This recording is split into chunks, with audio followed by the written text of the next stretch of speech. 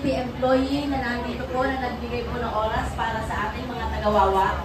Siyempre nagpapasalamat po ako sa ating lungsod, Mayor Lani Cayetano, sa lahat po ng programa na ibinababa po niya sa bawat barangay, lalo-lalo na po dito sa atin sa Barangay Wawa. Sa kagustuhan po natin na magtuloy-tuloy, nakita naman po natin na hindi na nag-uumapaw na po lahat ng serbisyo na ibinibigay po ng lokal na pamahalaan. At para naman po ito magtuloy-tuloy, support na po ang Team TLC.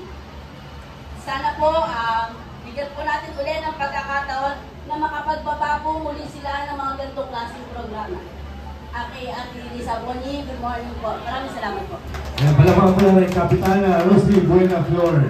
So, siyempre po ay na-acknowledge na rin po natin ang pagdating natin muling Kagawad Boji Garcia. Good morning po sa inyo. At para makapagbigay na rin po ng kanyang mensahe pagbati. Palakpakan po na rin Kagawad Manuel Liwanag.